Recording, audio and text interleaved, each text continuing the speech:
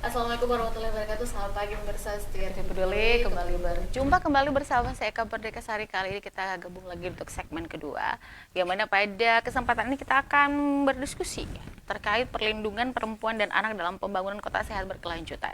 Dan di kesempatan ini senang sekali kita sudah kedatangan narasumber yang luar biasa.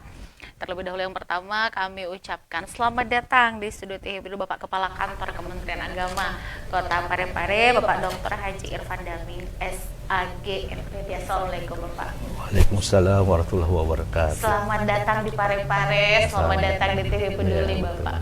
Ini hari keberapa nih di Parepare? Setahu baru nih kan Bapak ya? Iya, betul. Saya dilantik tanggal 1, tapi berhubung ada kegiatan yang dilakukan di tingkat nasional, jadi pada saat itu saya berangkat ke Jakarta dengan Banten, dan baru kemarin aktif itu kurang lebih 1 minggu. Oke, berarti ketika menjabat langsung gas nih kayaknya. Iya. Masya Allah, luar biasa. Kayaknya nanti ini atmosfer positif di Kementerian Agama dan jajarannya ini bakal banyak sekali hal-hal positif dan semangat-semangat baru Bapak ya. Amin, amin. Dan berikutnya saya ucapkan juga Ibu Haji Cica dari Kabid PPA ya. Ini selamat datang kembali di TV Peduli. Dan ini tema kita menarik Bapak Izin dan juga Ibu Haji. Ini perlindungan perempuan. Sebenarnya saya mau ke PPA nih, ke perempuan dulu. Tapi saya lebih pengen dulu mendengarkan ini sebuah pencerahan Intisari. Seperti apa kemudian dari Kementerian Agama, Bapak Kepala Kantor menangkap esensi yang luar biasa dari tema kita, melindungi perempuan. Nah, silakan Bapak Izin. Ya, terima kasih.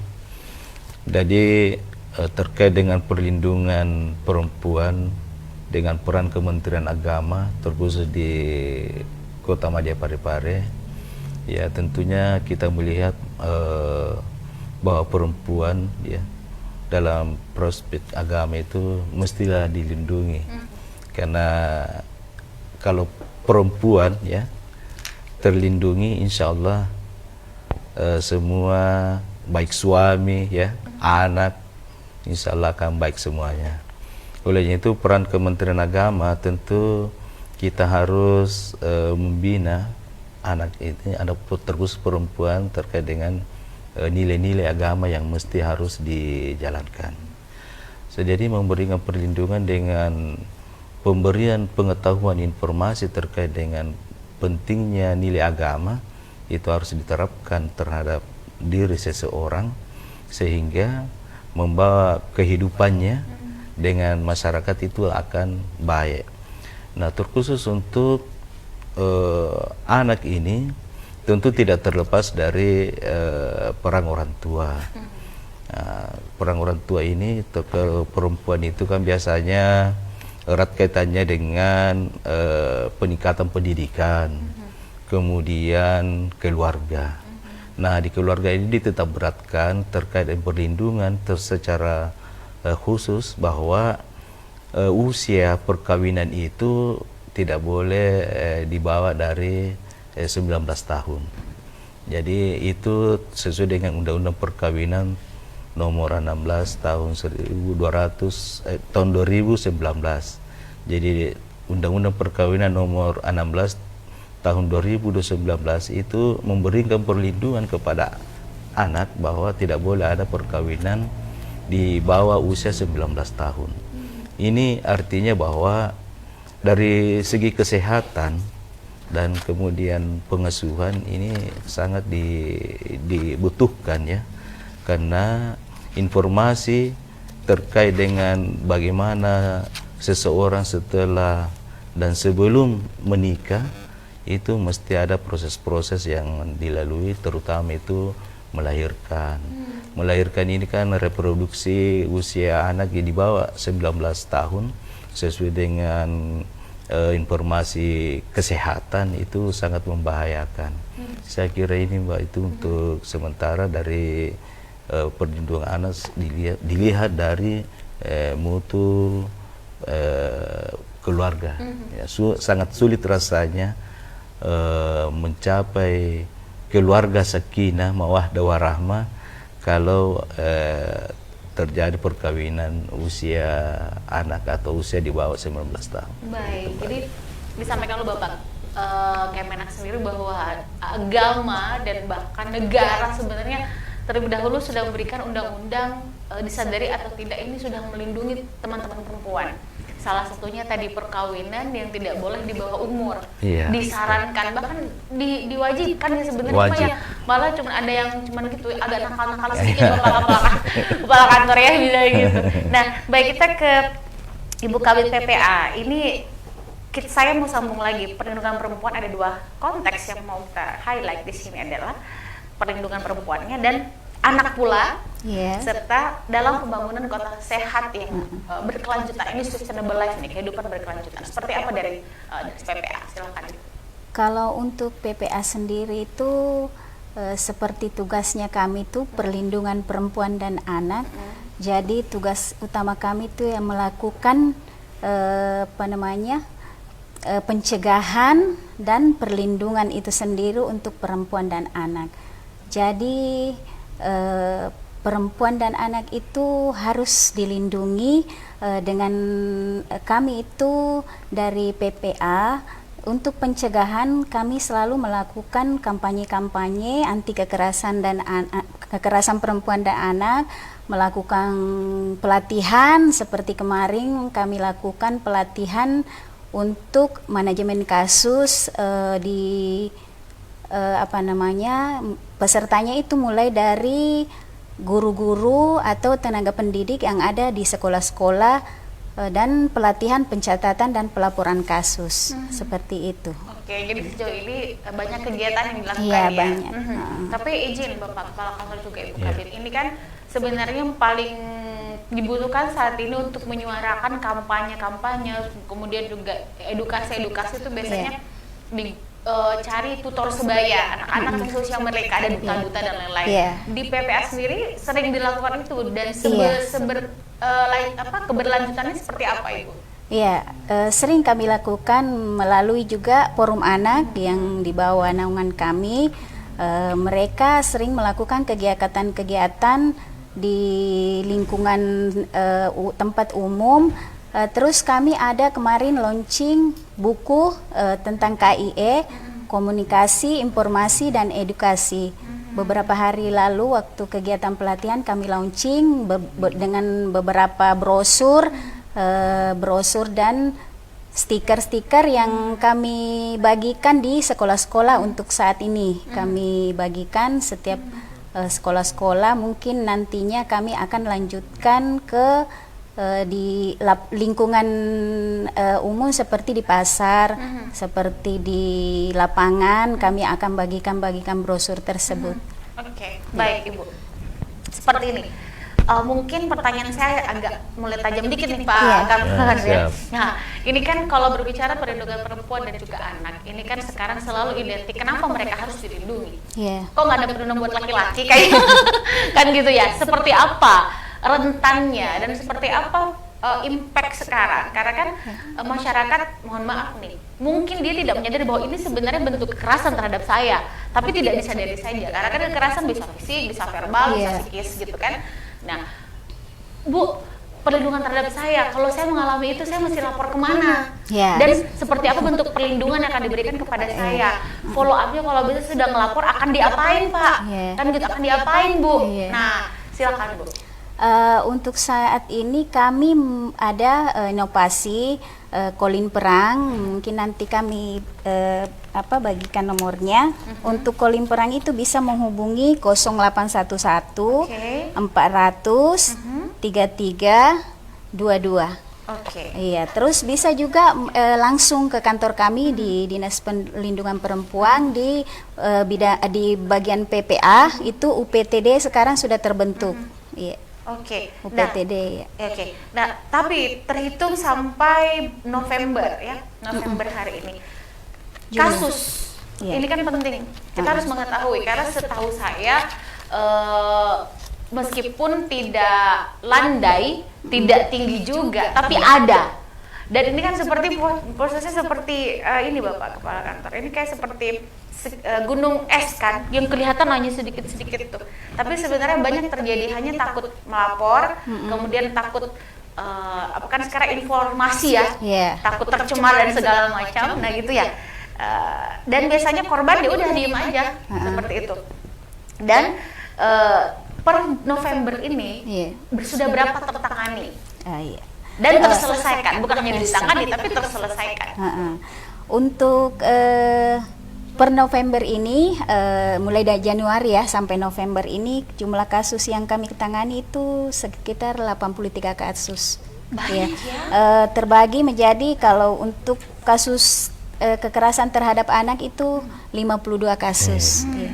Untuk kasus kekerasan terhadap perempuan itu 16 kasus dan KDRT itu 15 kasus yang kami tangani sampai sekarang. Ini angkanya cukup besar. Iya, betul. Ini 83 include kepada perempuannya, kepada anak dan KDRT. Kayaknya ini bukan cuma perempuan nih kalau di KDRT. Nah, Bapak bilang mentang-mentang saya sendiri di sini. Seperti apa melihat fenomena kasus yang tidak 83? Jadi kalau kita melihat fenomena seperti itu kan sangat disayangkan, karena pasti mereka itu masa depan bisa saja berpengaruh, berlanjut efek yang ditimbulkan ini kalau tidak ditenangi dengan baik akan berlanjut terus. Nah, olehnya itu Kementerian Agama melalui tadi saya sampaikan terkait dengan perkawinan anak itu salah satu perlindungannya, supaya ini bisa dicegah seperti itu kekerasan terhadap perempuan dengan seks itu ya. Itu kita ada namanya program BRUS, bimbingan pranikah usia sekolah. Nah, inilah yang kita lakukan, bahaya terkait dengan bahaya terkait dengan pernikahan usia anak. Kemudian sebelum menikah sudah mendaftar, itu diadakan lagi BINWIN, bimbingan perkawinan. Jadi itu semua untuk kelanjutan keluarga ini setelah mendapatkan anak, nanti ada pembinaan. Jadi pembinaan dari orang tua terhadap anak yang dilahirkan, tentu bermanfaat untuk orang tua itu dengan bimbing. Kemudian ada juga namanya Suscatim, kursus calon pengantin. Jadi ini juga kita ambil di usia sekolah. Nah, ini kita kumpul satu tempat, biasanya di madrasah atau sekolah kita lakukan kursus Catim ini terkait dengan itu tadi, kelanjutan terkait generasi yang akan dihasilkan dan hubungan mereka perkawinannya itu bisa menjadi sakinah mawaddah warahmah. Nah, dari semuanya ini kasus-kasus kekerasan terkait KDRT itu semua diberikan informasi sebelum memasuki pernikahan. Jadi pemahaman orang tua terhadap kekerasan hubungan suami istri terkait dengan kekerasan ini itu sudah ada informasi yang diberikan, sehingga sedikit banyaknya berpengaruh terhadap kegiatan yang bisa merusak hubungan keluarga itu. Jadi sekira itu Mbak. Baik, terima kasih Bapak. Jadi sebenarnya Kementerian Agama itu jauh lebih kepada tindakan pencegahan ya. Ya, betul. Preventif gitu, pencegahan. Tetapi upaya-upaya ini perlu kita apresiasi. Jadi saya pengen nanya, udah pada pintar tepuk sakinah belum nih teman-teman di studio? Itu lagi. Udah pada pintar tepuk sakinah kan?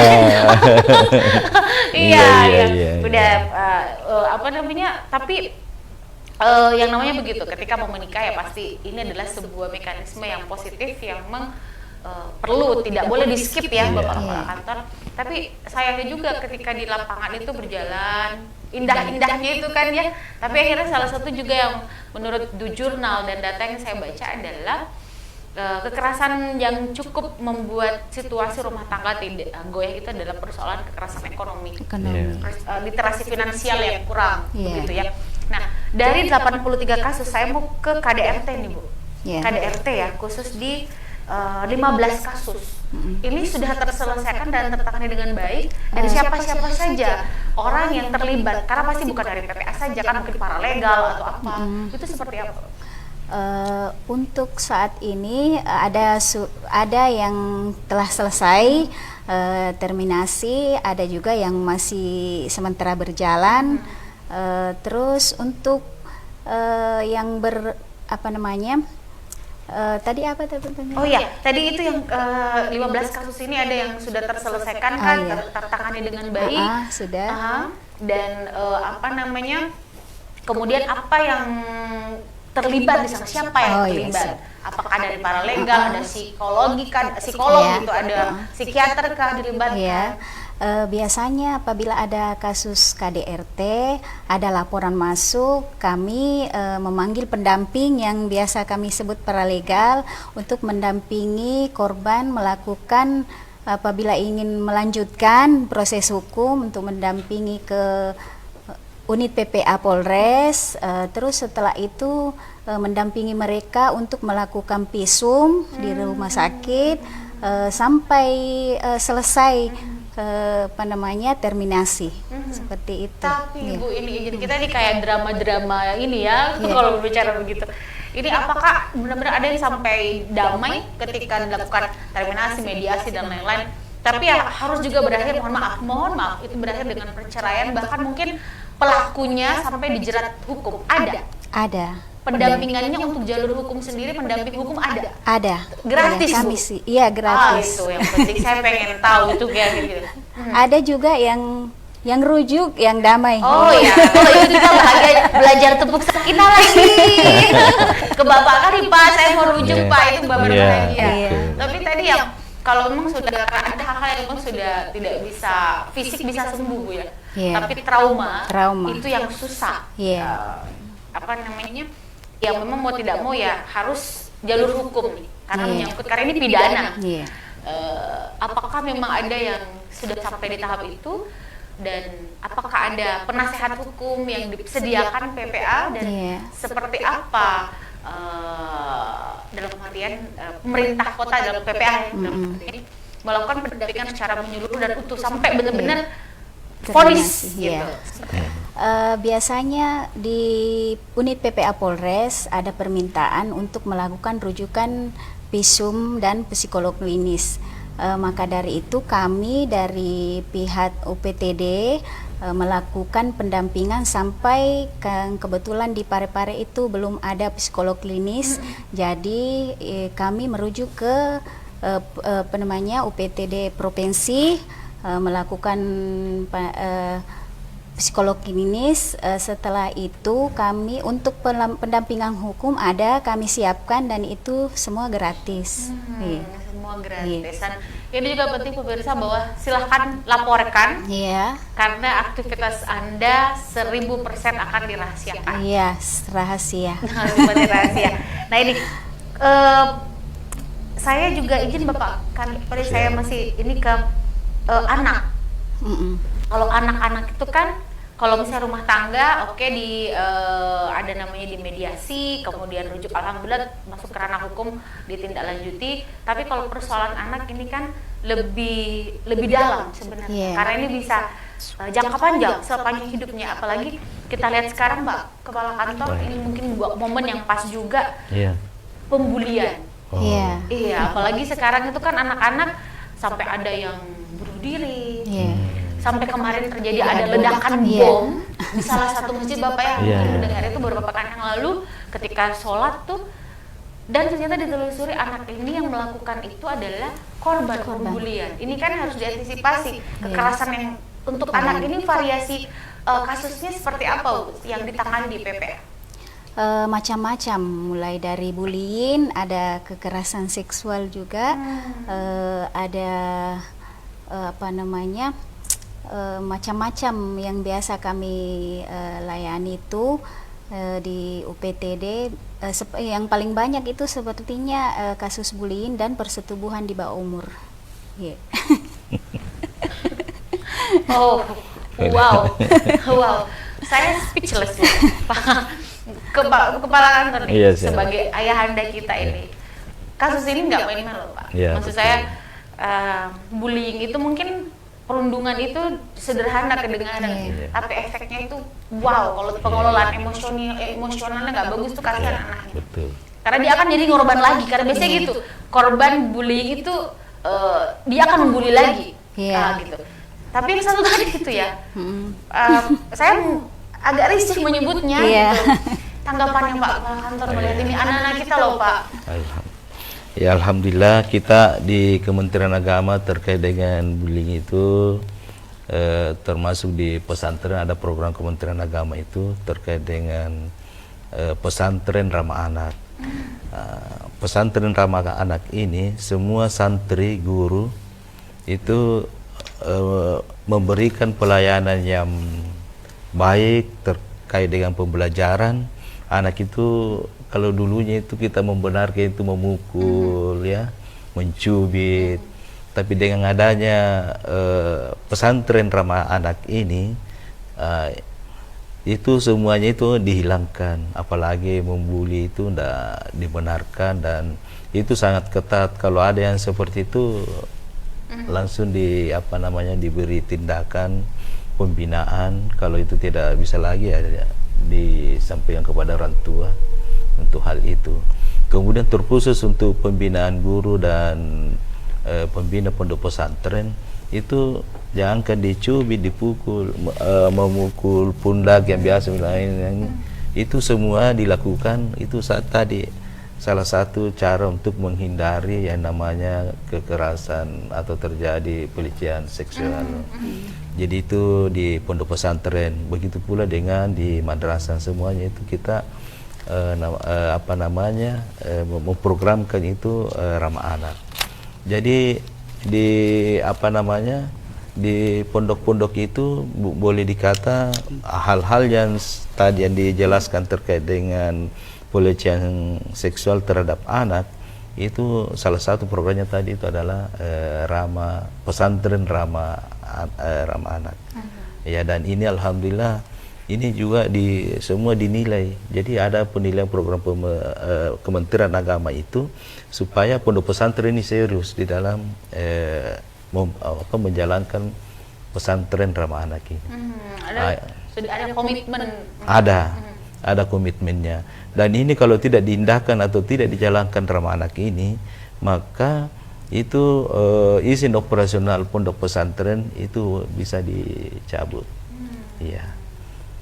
Jadi dan kalau ini berjalan saya yakin percaya bahwa sedikit banyaknya pelecehan seksual terhadap anak itu bisa dihindari atau dikurangi. Dari perundungan seperti itu angkanya gitu kan. Dan memang sih sebenarnya karena dilema juga nih Bapak Kepala Kantor Ibu Kebit, karena kadang-kadang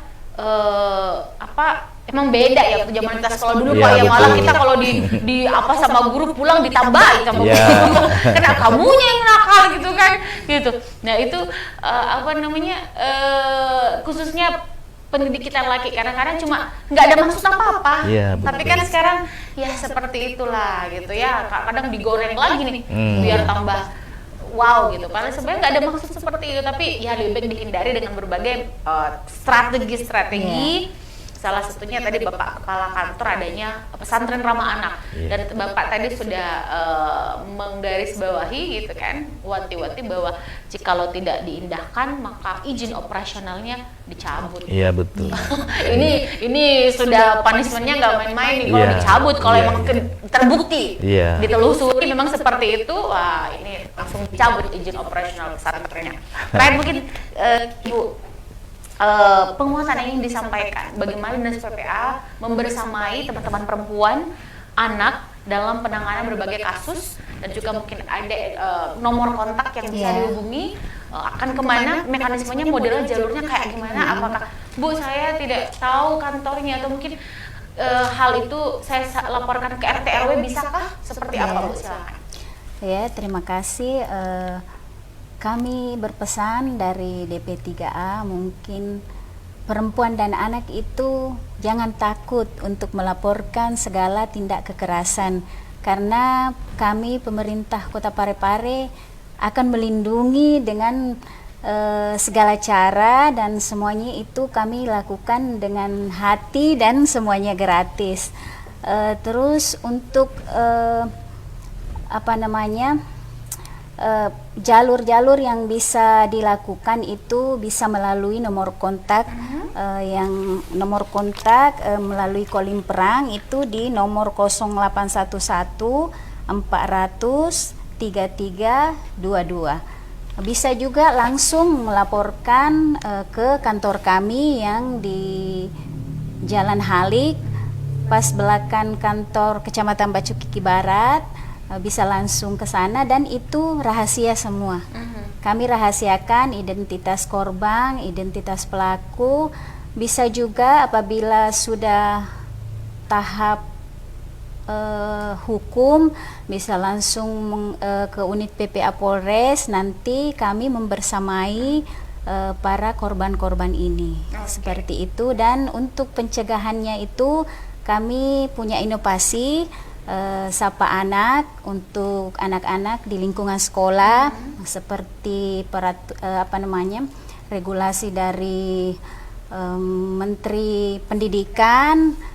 Untuk itu kami melakukan pembinaan, melakukan evaluasi di sekolah-sekolah. Nantinya kami akan memberikan edukasi, memberikan sosialisasi dari kekerasan terhadap anak. Seperti itu. Ya, sekarang terakhir mungkin saya sudah mau jeda, tapi saya tiba-tiba kepikiran, PPA punya medsos nggak, Bu? Ada. Iya. Ada semua kan, Bu? Ada semua. Nah, seperti apa efektivitas medsos dalam hal ini PPA mengkampanyekan? Karena kan sekarang kita semuanya emang sacet-sacetan, cepet gitu. Dan anak-anak tuh lebih masuk ke ininya kalau emang lewat platform-platform yang sering mereka scroll gitu. Nah, seperti apa? Apakah kampanye-kampanye atau bentuk edukasi yang dari PPA itu sudah sekarang tershare ke berbagai medsos ini? Iya, kami ada medsos mulai dari IG, Instagram, di Facebook juga ada, bisa menghubungi melihat di sana DPPPA, edukasi dan kampanye tentang anti kekerasan terhadap perempuan dan anak ada semua di sana. Bisa diakses melalui Instagram dan Facebook kami. Oke, jadi Instagram itu DPPPA. DPPPA. Pare-pare. Silahkan di follow ya, tapi jangan buru-buru minta di follow back. Adminnya sibuk. Seperti itu ya. Baik Ibu Aji, Ibu Aji Cinca Jamaludin Esa, terima kasih. Bapak mungkin masih stay di sini ya Pak ya. Kita akan gabung lagi dengan narasumber berikutnya. Selamat bertugas. Semangat. Baru seminggu ya? Baru 1 bulan. Baru 1 bulan. Baru Bapak baru 1 minggu, baru sebulan.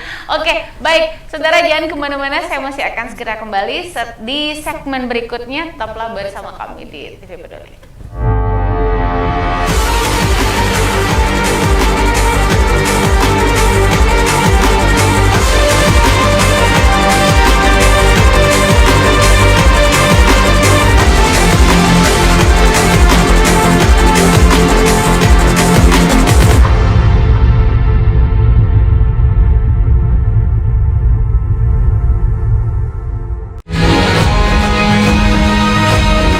Assalamualaikum warahmatullahi wabarakatuh. Saya Harmanikam, saya Sugierto, Trianti Sulaiman, saya Uswatun Hasanah, hadir di layar televisi Anda dengan suguhan informasi yang telah dirangkum tim redaksi kami.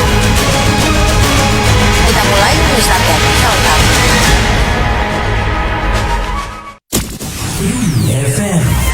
Pendengar, mari kenalan lebih dekat dengan kami. Klik tombol like di Facebook fanpage Radio Peduli 96,9 FM dan live streaming di rpp.pareparekota.go.id atau dengarkan kita juga melalui aplikasi Radio. Download aplikasinya di Play Store secara gratis. On your radio, on your mobile, and online. your number one hit music station. 96.999 Radio Peduli FM.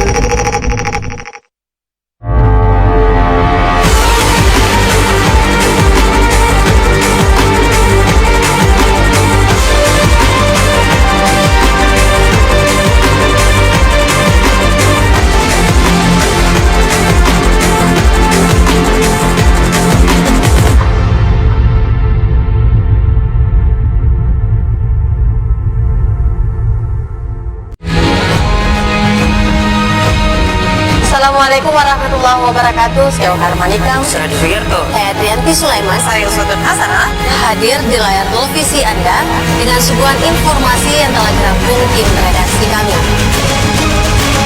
Kita mulai news update selengkap.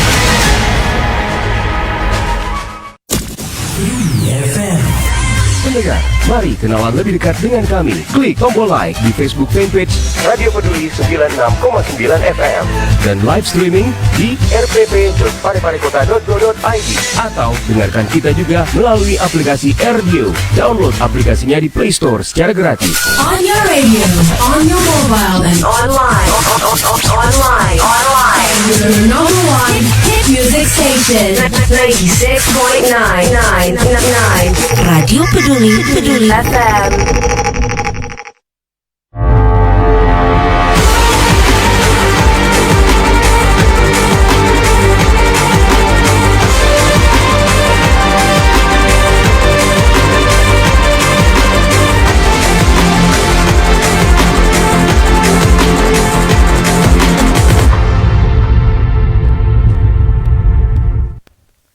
Baik pemirsa, terima kasih Anda masih setia terus bersama kami. Dan tadi kita sudah berbincang ya dengan Kepala Bidang PPA, yang mana tadi banyak sekali kasus dan angka itu menurut saya bukan cukup mencengangkan, sangat mencengangkan untuk kota kecil. Ternyata 83 kasus itu yang ditemukan, itu yang terlapor. Bagaimana, apa kabar yang tidak melaporkan? Dan saya yakin banyak. Dan ini juga penting sebenarnya, terlepas apapun itu, kekerasan bisa saja terjadi, bukan cuma ke perempuan dan anak, tapi mungkin laki-laki gitu kan, karena ada kata laki-laki tidak berbicara gitu kan, tapi sakitnya lebih dalam kayak gitu.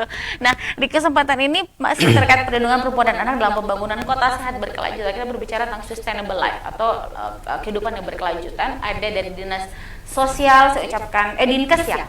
Dinas Sosial. Dinas Sosial. Makanya saya bingung nih Q-nya di kok Dinkes. Bapak Rusdin, selamat datang kembali. Ya, Sehat ya, Pak? Alhamdulillah. Yang kedua kalinya datang ke Iya, sini baik. nggak bosan Pak ketemu saya. Iya, alhamdulillah. Baik, nah ini seperti apa kemudian? Karena kan kita butuh penegakan situasi yang memang saat ini perlu diteruskan nih. Ada kebijakan-kebijakan, kemudian pendampingan beberapa orang untuk menguatkan perlindungan perempuan dan anak. Dan yang pasti keberlanjutannya seperti apa? Dari Dinas Sosial sendiri bagaimana, Bapak? Ya, kasih Buka. Assalamualaikum warahmatullahi wabarakatuh. Kembali yang kedua kalinya. Walaupun berbicara tentang tema hari ini kota sehat, perlindungan perempuan dan anak, tujuan pembangunan berkelanjutan, mengingat bahwa kami Dinas Sosial memiliki 3 peran di pemerintahan. Yang pertama itu perlindungan, memberikan perlindungan, kemudian rehabilitasi dan pemberdayaan sosial. Walaupun mungkin berbicara tentang perlindungan perempuan dan anak memiliki leading sektor yang utama seperti tadi Dinas Perlindungan Perempuan dan Anak, tapi dalam upaya melakukan perlindungan itu semua memiliki tugas dan peran. Bukan cuma satu SKPD ya saja. Semua masyarakat, pemerintah harus bersatu untuk dalam hal melakukan perlindungan pada perempuan dan anak. Terkait kota sehat, kemudian di sini kita lihat masih banyak masyarakat kita yang berpikir bahwa kota sehat itu dilihat dari fisiknya, bahwa jalanannya bersih, fasilitas kesehatannya lengkap dan sebagainya. Namun pada intinya sebenarnya kota sehat itu secara umum luas, bukan cuma memandang fisik, tapi kita harus melihat juga kesehatan sosialnya. Nah, kesehatan sosial di mana di sini rasa amannya, perempuan dan anak terlindungi, terhindar dari eksploitasi, kekerasan, kemudian perlakuan salah. Nah, ini yang masih kurang dilihat, bahwa untuk menuju kota sehat itu kita harus memenuhi 2 unsur itu. Itu masuk ke indikator berapa nih Pak? Kalau kami di tataran Dinas Sosial untuk kota sehat itu sendiri masuk di tatanan nomor 9, itu jaminan perlindungan sosial. Nah, kalau boleh tahu nih progresnya di tatanan 9 ini sudah di berapa persen Pak kalau dari Dinas Sosial? Kalau untuk progres pemberian jaminan sosial di tataran 9, kalau mengambil persentase sih gimana ya? Sulit, belum bisa digambarkan. Ya, belum bisa digambarkan. Tapi ada di angka 90% ya. Amin. Oke, baik. Nah ini betul sekali tadi disampaikan. Saya sepakat terjadi miskonsepsi ketika kita berbicara tentang sehat, badannya sehat gitu kan, tapi ternyata pikirannya tidak sehat, hatinya tidak sehat, tidak nyaman gitu perasaannya. Nah, ini tadi kesehatan sosial ya. Kalau kita mau melihat data, kemudian hasil statistik setahun belakangan gitu kan, kemudian disinkronkan dengan data-data yang terintegrasi di dinas sosial itu seperti apa? Kalau tadi itu bukan hanya kekerasan tapi eksploitasi, ini kan kadang-kadang kita tidak menyadari bahwa saya sedang dimanfaatkan di oleh situasi ini. Seperti apa? Jadi kalau kita melihat tadi data yang ditampilkan oleh Dinas Perempuan Perlindungan Anak bahwa ada 83 kasus yang mereka tangani terkait KTP maupun KTA. Kalau di kami untuk sementara ini terkait KTA kekerasan terhadap anak ada 20 kasus. Di dinas sosial? Ya. Berarti tambah 83? Tidak, Bu, begini. Karena memang di DP3 itu mereka lebih cenderung ke penanganan. Oke, kalau dinas perlindungan. Kalau kami itu di pendampingan sosial, rehabilitasi. Jadi ketika jadi itu kasus-kasus yang kami tangani itu nanti pada saat dia masuk di unit PPA Polres Perlindungan Perempuan dan di Polres itu nanti setelah ada kasus masuk di Polres itu akan di follow up ke dinas sosial untuk minta pendampingan sosialnya. Sedangkan yang dilaporkan oleh dinas PPA sendiri itu kasus-kasus yang tidak semuanya masuk ke Polres, yang mereka bisa tangani sendiri lewat paralegalnya. Jadi memang ada kasus yang berlanjut ke persidangan, Pak Nona, ada berlanjut persidangan itu yang membutuhkan pendampingan sosial. Ada juga kasus yang bisa ditangani oleh paralegal itu sendiri, oleh DP3 itu sendiri. Jadi kalau di kami ada 20 dan pada umumnya kekerasan seksual. Oke, berarti dinas sosial itu concern kepada rehabilitasi. Iya, rehabilitasi dan pemberdayaan. Ini saya senang nih, ada rehabilitasi, diobatin, kemudian dicarikan peluang supaya bisa glowing lagi. Oke, baik. Nah ini bagaimana mekanismenya dan model-modelnya? Kan kita penasaran, dinas sosial kan selalu identik nyumbang gitu. Ya, bantuan sosial. Bantuan sosial ditunggu, tambah lagi pada bansos. Sebenarnya kan Pak, selalu terdistrik kota kita kalau mendengar tentang bansos sosial di kepala kantor. Kayak bagi-bagi sembako murah kah atau apa kabarnya sebenarnya ada tupoksi-tupoksi lain yang kadang-kadang tidak kita pikirkan jauh ke sana, ternyata jauh lebih concern terhadap tatanan kehidupan manusia gitu, tatanan masyarakat kita. Nah ini rehabilitasi dan pemberdayaannya sejauh ini Pak dari 20 kasus. Ini jadi, untuk 2025 saja ya? Iya, jadi saya mungkin gambarkan sedikit kasus yang kami tangani kemarin. Jadi ada salah satu kasus yang kami tangani itu laporan dari Polres PPA bahwa ada anak di bawah umur yang menjadi korban TPPO. TPPO ini ceritanya anak ini korban TPPO oleh sesama anak. Ini tunggu bentar. TPPO ini tindak pidana perdagangan orang kan? Perdagangan orang. TPPO oleh sesama anak. Setelah ditelusuri PPA ternyata pelakunya juga ini ternyata mantan korban TPPO. Tapi dia sudah umur efek domino sudah 18 tahun. Akhirnya waktu itu kami tunggu PPA menyatakan bahwa harus diproses dewasa karena sudah 18 tahun.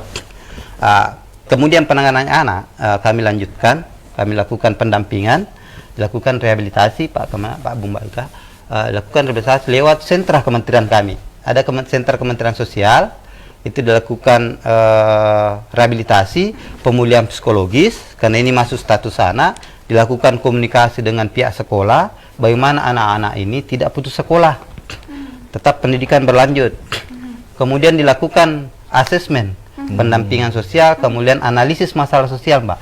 Bu Ika, ini ternyata ditemukan bahwa kebanyakan anak ini masuk di kelompok masyarakat rentan, Pak. Mereka rentan di ekonomi. Ini pelakunya apa korbannya? Korbannya. Korbannya kalau boleh dia masih kelas 1 SMP. Kelas 7 ya? Iya, kelas 7. 13. Kemudian lakukan analisis masalah sosial, didapatkan bahwa perilaku ini terjadi karena kerentanan ekonomi. Dilakukan pemberdayaan sosial melalui kegiatan atensi komprehensif, lakukan atensi bantuan pengembangan ekonomi. Artinya bukan sasaran anaknya yang dibantu, tapi orang tuanya, Bu Ika, karena dilihat bahwa ini anak belum potensi untuk mengatasi masalah ekonominya. Yang jadi persoalan itu keluarganya. Akhirnya keluarganya kami lakukan analisis masalah sosial, dilihat lingkungannya bahwa tempatnya bisa menjual, tempat rumahnya itu bisa dibangunkan tempat-tempat usaha. Akhirnya Kementerian Sosial melalui pendampingan kami, laporan kami memberikan bantuan berupa tempat menjual sembako. Oke, warung-warung gitu. Ya, warung-warung kios, itu kios, difasilitasi dengan kebutuhannya, isinya mulai dari jualannya, modalnya, apanya sampai bisa mandiri, dan itu dilakukan pemantauan, pengawasan. Itu dilakukan kapan, Pak? Itu dilakukan sebenarnya 2024 tahun kemarin. Apa impact dari itu? Apakah ada sudah muncul inisiatifnya, dan apakah kan kadang-kadang dikasih sekali modal habis? Ya. Nah, kan ini harus benar Pak Kepala Kantor. Jadi ini kan dipantau. Ya, dari proses pemantauan dari 2024 sampai udah mau 2026. Seperti apa? Apakah masih ada Alhamdulillah. sini jualannya? Iya. Gimana? Gitu. Alhamdulillah, kalau berdasarkan pemantauan kami dilakukan pendampingan ini selalu inilah makanya kita butuh kolaborasi antar sektor, bukan cuma peran dinas sosial atau P3 atau Kemenak sendiri-sendiri, kan kita tidak bisa berjalan sendiri-sendiri. Semacam itu bahwa tetap kami berkomunikasi dengan kelurahan sebagai ujung tombak pemerintah. Ini kan yang punya warga ini, kelurahan ini yang harus ikut juga melakukan pendampingan.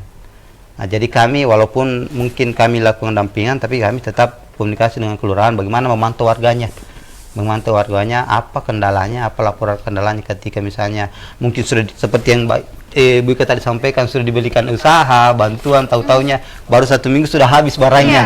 Nah, sebenarnya tentu dilihat dari situ apakah memang ibu dan si keluarga si keluarga ini punya potensi dalam hal misalnya mempunyai jiwa seperti itu. Tapi berdasarkan asesmen awal itu kita lihat kondisi bahwa ternyata lingkungannya memungkinkan untuk usaha seperti ini. Walaupun kedepannya nanti tergantung dari yang bersangkutan juga. Tapi aman Pak ya sejauh ini. Ya, alhamdulillah. Alhamdulillah. Tapi ini perlu, kita tidak boleh menutup-nutupi bahwa memang sekarang beberapa daerah ya kita harus aware, harus aware bahwa kota sehat itu tadi bukan persoalan dia ininya bagus, infrastrukturnya bagus, punya rumah sakit besar, ya kayak begitu, harus ini gitu kan.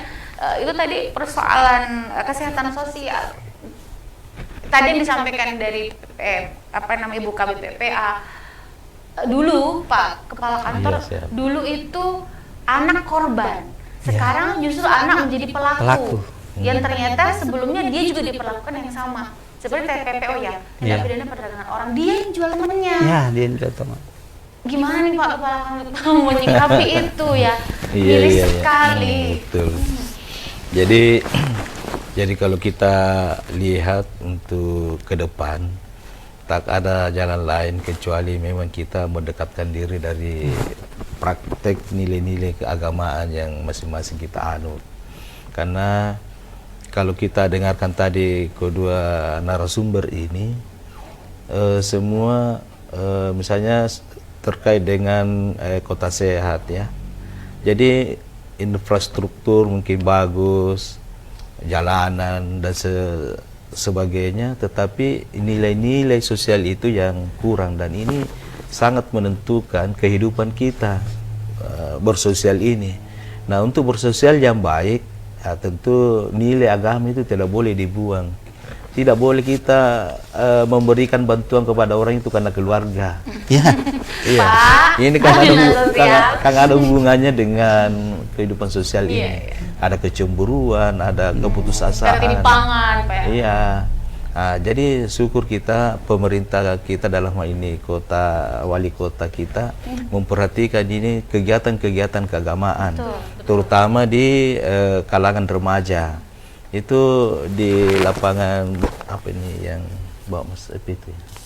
Lapangannya pare-pare yang Andi Makassau itu diberi ruang kepada remaja-remaja itu untuk berkreasi. Itu erat kaitannya dengan nilai agama. Iya. Di situ terkait dengan produk halal apa semua, kemudian lomba-lomba yang ditampilkan, lomba-lomba juga yang ada kaitannya dengan agama, dan ini semua secara tidak langsung membentuk watak karakter kita di dalam bersosial, ya, berkehidupan sosial yang baik, sehingga ilmu agama diberikan, kemudian skill terkait dengan agama, bahwa orang yang memiliki ilmu itu lebih tinggi derajatnya. Jadi ada pengetahuan yang diberikan atau motivasi yang diberikan kepada seorang anak untuk menjalani hidupnya nanti lebih baik. Nah, seperti apa yang disampaikan tadi, bahwa kalau diberikan bantuan itu, saya yakin itu kalau tidak ada dasar kesadaran, dan kesadaran ini kalau timbul hanya spontan, biasanya itu tidak lama akan kembali ke wujud. Tapi kalau ini memang kesadaran karena nilai agama, bahwa dia bukan takut kepada sesama, tapi hanya takut kepada Sang Pencipta, maka insya Allah semua kegiatan-kegiatannya itu akan terkontrol dengan baik. Nah, sehingga kalau ada bantuan dari Kemensos, itu dia salurkan dengan baik, dan dia yakin kalau saya tidak manfaatkan ini, di mana lagi saya nanti bisa dapat. Nah, begitu pula kita dari Kementerian Agama, di samping memberikan pengetahuan terkait dengan ajaran agama itu, ada juga kita kan Kementerian Agama, Mbak, juga kita sebagai pengumpul zakat UPZ. Jadi ada, kita punya UPZ itu, unit pengumpul zakat di Kementerian Agama. Ini juga ada kita kelola seperti sedekah, zakat, dan infak. Itu kita data semua dari 4 kecamatan. Jadi 4 kecamatan ini kita khususkan, misalnya orang yang berkebutuhan, itu kita bantu sesuai dengan dana yang kita hasilkan dari UPZ itu. Nah, itu. Jadi kita sisir dulu dari madrasah, pondok pesantren, siapa yang boleh dibantu, kemudian masyarakat di lingkungan kita. Dan ini betul-betul mereka butuhkan. Sehingga mungkin sedikit kita kasih, misalnya dia butuh beli baju seragam. Nah, itu terpenuhi. Dan itu sangat dijaga itu. Dia jaga itu bajunya ini. Kalau rusak nanti di mana lagi saya dapat. Nah, ini saya lihat saya pikir bahwa ini adalah timbul kesadaran karena bukan sesaat, tetapi memang kesadaran dari hasil bahwa kalau kita tidak memperhatikan ini, bantuan-bantuan ini tidak digunakan dengan baik, kita juga kembalinya nanti susah. Jadi saya kira itu, Mbak Nanya, Kementerian Agama. Jadi salah satunya sebenarnya banyaknya sekarang kita harus apresiasi Pak Kepala Kantor, Pak Rusdi dari Dinas Sosial, itu adalah kegiatan-kegiatan filantropi ya. Banyak sekarang komunitas sekolah yang sudah melakukan kegiatan filantropi, mereka kadang 1.000 per hari dikumpulkan, kadang juga 2.000 seminggu. Tapi kalau jumlahnya banyak, dan kan Allah bilang gini, mohon bisa diluruskan Pak Kepala kalau salah. Kan Allah bilang gini, saya tidak perlu besarnya, tapi berkesinambungan dan berkelanjutan. Mungkin cuma sedekah subuh 2.000, tapi 10 tahun daripada 10 juta sekali seumur hidup kan gitu. Jadi ini Allah senangnya yang berkelanjutan dan secara terus menerus. Apalagi tadi ada kegiatan-kegiatan yang dilakukan oleh Kementerian Agama sendiri. Salah satu disampaikan Pak Kepala Kantor tadi adalah bekalinya dengan ilmu. Iya, karena sekarang kan orang yang mau membodoh-bodohi banyak. Yang nggak mau dibodohin nggak ada, gitu kan gitu. Banyak. Tapi kalau kita dibekali dengan ilmu, percaya atau tidak, memang sih Pak, izin, kebetulan saya guru nih, saya juga dosen di salah satu kampus. Jadi kalau saya selalu bilang begini, bahwa tidak ada sekolah ataupun kampus yang menjamin siswa atau mahasiswanya itu pasti berhasil. Yang membuat mereka berhasil disiplinnya mereka, ketekunan mereka, keuletannya gitu. Dan ada juga yang tidak perlu, kita nggak perlu sekolah atau besar juga, atau jadi orang. Betul, tapi dengan sekolah itu kita terstruktur, terarah. Kalau dengan sekolah, jadi benar kata Bapak, ilmu, bekali ilmu dunia, ilmu akhirat. Nah, ini mungkin saya kembali lagi ke Bapak Dinas Sosial nih. Kita mungkin kuatkan lagi nih Pak, untuk kesehatan sosial yang sifatnya berkelanjutan. Karena saya kira begini, temuan-temuan ini kan kadang-kadang kita tidak menemukan ketika dia ditemukan itu sudah parah. Kan banyak Pak situasinya. Wah, sudah seperti ini, sudah masuk ke ranah persidangan sudah masuk harus ditangani pihak polisian gitu, mohon maaf. Apakah tidak ada Bapak langkah-langkah preventif pencegahan atau yang kita dinas sosial udah ada masalahnya gitu Pak, udah bermasalah sampai ke kita gitu, seperti apa Bapak? Ya, terima kasih. Walaupun memang upaya pencegahan itu secara masif dilakukan oleh Dinas Perlindungan Perempuan dan Anak, tapi kan peran strategis juga Dinas Sosial, kita tidak pungkiri kami juga memiliki peran pencegahan. Kita lakukan lewat komunitas seperti PKH, program Keluarga Harapan itu ada masing-masing ada pendamping PKH. Itu tiap hari melakukan komunikasi dengan dampingan mereka, bagaimana, dan di situ kita upayakan di sisi bagaimana upaya tadi melakukan melindungi, upaya-upaya melindungi perempuan dan anak, pelaku-pelaku seperti yang disampaikan Pak Kemenak, menyisipkan ilmu-ilmu agama di sana, karena yang langsung berhubungan dengan masyarakat itu sendiri, Bu, itu kami punya pendamping-pendamping, ada pendamping TK, ada tenaga kesejahteraan sosial kecamatan, kemudian ada pendamping PKH, program Keluarga Harapan, kemudian ada pendamping rehabilitasi yang punya komunikasi intens dengan masyarakat sendiri. Nah, lewat program-program itu kami lakukan juga pencegahan. Walaupun mungkin basicnya kami lebih seperti yang Mbak sampaikan, nanti setelah ada masalah baru kita. Tapi Pak, mudah-mudahan itu bernilai ibadah ya, yang amin. pasti, terlepas daripada profesi kita ini diberikan amanah oleh negara ya, untuk menjalankan tupoksi kita dengan baik dimanapun kita berada. Bapak juga saja sebagai kepala kantor Kementerian Agama memberikan peran besar nih Pak. Dengan kehadiran beliau pasti akan membawa atmosfer yang luar biasa, khususnya bagaimana berkolaborasi nih Pak dengan seluruh stakeholder yang ada. Apalagi kita punya wali kota dan wakil wali kota yang berkomitmen kuat mengembalikan marwah Pak Parepare sebagai kota santri, kota ulama. Seperti itu. Jadi mudah-mudahan ini bisa kita tasbihkan sama-sama dengan berbagai peran, khususnya ada kepala kantor Kementerian Agama dan juga dinas sosial. Baik, pasti masih mau ngobrol lama Pak, tapi sudah dari sana udah ini lah, udah over katanya. Oke, baiklah. Kita akhiri perjumpaan kita, nanti berkabar-kabar lagi Bapak dinas sosial ya. Bisa gabung lagi, kita ngobrol-ngobrol panjang, kemudian juga Bapak Kepala Kantor Kementerian Agama, kita berkabar-kabar juga Bapak untuk bagaimana kegiatan-kegiatannya bisa kita sebagai media partner nih, TV Peduli kita berkolaborasi. Baik, saudara pemirsa, tuntas sudah kebersamaan kita dalam program Bicara Talk Show Season Batch 2 nih, bersama saya Merdeka Sari, ada dinas sosial dan juga dari Bapak Kepala Kantor Kementerian Agama. Selamat bertugas Bapak. Semoga betah di Parepare. Baik, saya akhiri kebersamaan kita mewakili teman-teman kuda bertugas. Saya pamit. Wassalamualaikum warahmatullahi wabarakatuh dan sampai jumpa. Waalaikumsalam.